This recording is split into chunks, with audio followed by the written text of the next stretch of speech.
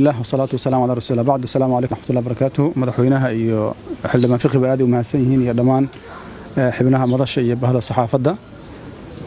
Runtii waa sida la idin sheegay bariyahan madasha waxay aad ugu howlanaday inay kamera dhaliso gurmadka ay rabto inuu gaaro dadka dhibaatooyinka ka soo gaareen roobabka iyo fatahaadda webiyada ee la idin sheegay ugu badnay labada gobol ee la idin sheegay gobolka Hiiraan iyo gobolka Bakool Bay. فلله الحمد runtii dadaalkaas dadaal miro dhalaha noqday waqtiga koobnay iyo duruufta dalka dhaqaale ogtiina aad u yareed madasha waxa u suura gashay lacag dhan $200,000 inay soo aruuriso فلله الحمد ilaaha ku mahadsan runtii dadkii qayb qaatay ama dadaalka ku bixiyeen aadan ugu mahad celinaynaa qof walba oo ka qayb qaatana ilaahay waxaan u weydiinaynaa inuu waxa uu haystana u barakeeyo miisaanka aakhirana ilaahay u saaro dadka loo wadana ilaahay inuu ku anfaco ku deeqo yani ilaahay ka bareynaa طبعا baahida dadka lama dabooli karo Soomaalida hadaan nahay marna sida badan biyaha saan qaada marna abaaran la il daranahay taasna waxay muujinaysaa inaan ku mashquulsanayn kor u qaadida nolosha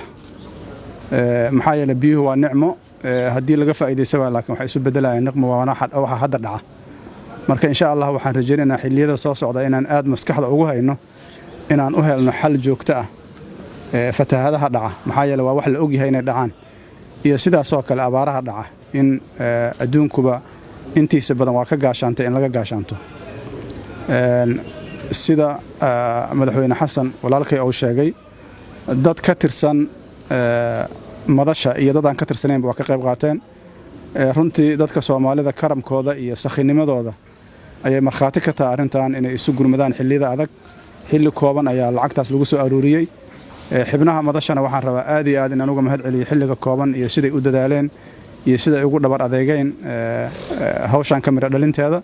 waxayna muujinaysaa wada jirka macnaha uu sameeynaa yadullaahi macal jamaaca waa shaqadii ugu horeysay oo madashu ay qabato markii la aasaasay kadib runtii aad iyo aad aan ugu faraxsanahay dadaalka kooban ee la bixiyay mira dhalka ah lacagtaas dadkii laga soo qaadana waa ku badan tahay dadka loo wadana waa ku yar tahay laakiin ujeedadeedu waxa waa ka qayb qaadasho dhibkooda in la khafiifiyo